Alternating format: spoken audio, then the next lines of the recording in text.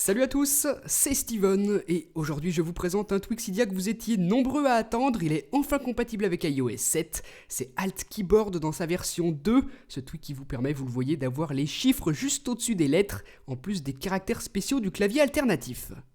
Ça permet d'écrire beaucoup plus rapidement puisque tout se trouve sur le même clavier. Si je glisse vers le bas, ça met une majuscule, si je glisse vers le haut à partir du D, ça met les 2 points. Je peux aussi très facilement insérer des chiffres, donc tout ça vous le voyez grâce à des gestes de glissement sur les touches.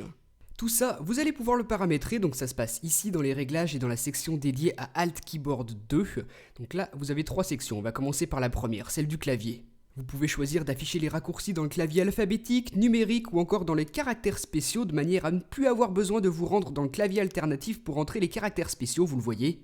Là, dans le clavier des lettres, j'ai les caractères les plus couramment utilisés, notamment les chiffres, mais si je me rends dans ce clavier-ci, vous voyez que là j'ai beaucoup d'autres caractères spéciaux que je peux utiliser, toujours placés juste au-dessus des touches.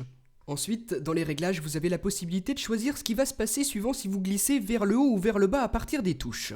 Là, pour un glissement vers le haut, j'ai le choix, soit je peux entrer un caractère spécial, soit une lettre en majuscule, soit faire rien du tout. Donc moi, pour un glissement vers le haut, je choisis d'entrer un caractère spécial et pour un glissement vers le bas, une lettre en majuscule. Donc voilà ce que ça donne. Maintenant, si je glisse vers le haut à partir d'une touche, ça va prendre en compte ce qui est marqué juste au-dessus de la lettre principale, donc soit un chiffre, soit un caractère spécial. Et par contre, si je glisse vers le bas, à partir de n'importe quelle touche, ça va prendre la lettre concernée et l'afficher en majuscule, vous le voyez. Donc ça peut être bien pratique aussi.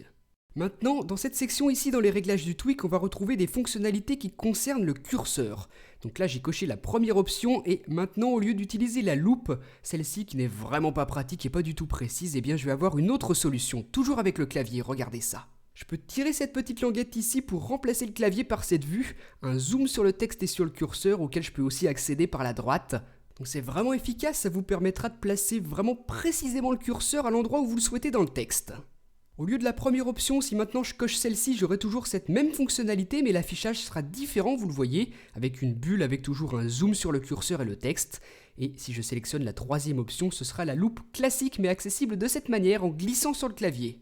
Donc ça peut être pas mal aussi si vous souhaitez ne pas cacher le clavier en déplaçant votre curseur. En tout cas, vous avez le choix, les 3 options sont possibles. Si vous ne voulez pas cette fonctionnalité de zoom, vous pouvez l'enlever en cochant la 4e option. Et ici, vous pouvez régler sa sensibilité, vous avez 3 options.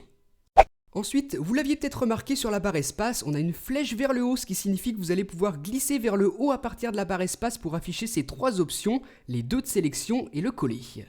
D'ailleurs, dans la section centrale des réglages, vous retrouvez des options de personnalisation, notamment la première qui permet de désactiver le centre de contrôle lorsque vous utilisez le clavier, pour être sûr de ne pas le sortir sans faire exprès à cause des gestes de glissement vers le haut.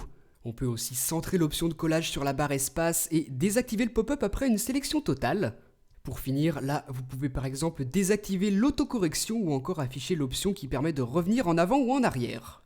Donc je peux maintenant très facilement en glissant sur la barre espace par exemple sélectionner du texte comme ceci et ensuite utiliser cette combinaison avec la fonctionnalité qui permet de zoomer sur le texte. C'est vraiment bien intégré à iOS, ça s'utilise très simplement. Regardez là, je peux par exemple sélectionner tout le texte et ensuite tout supprimer d'un coup. Je vous assure qu'après un rapide temps d'adaptation, vous écrirez réellement plus rapidement. Là, regardez, je mets les 2 points, je colle mon lien hyper rapidement pour envoyer mon SMS. Ça m'a pris quelques secondes. J'adore vraiment cette fonctionnalité de collage, vous voyez que ça prend une demi-seconde grâce à la barre espace.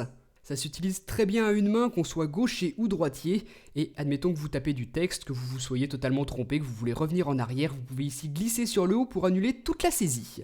Ça fonctionne dans n'importe quelle application, tout ça grâce à ce Twixidia qui s'appelle donc Alt Keyboard 2, la version iOS 7, donc il est payant, je vous laisserai regarder la description de la vidéo pour savoir le prix, en fonction de si vous aviez déjà acheté la version iOS 6 ou non. Pour l'instant, il est uniquement compatible avec iPhone et iPod Touch, le support de l'iPad viendra dans une mise à jour, donc vraiment un excellent tweak, dites-moi ce que vous en avez pensé dans les commentaires, et moi je vous dis à très bientôt pour une prochaine. Salut!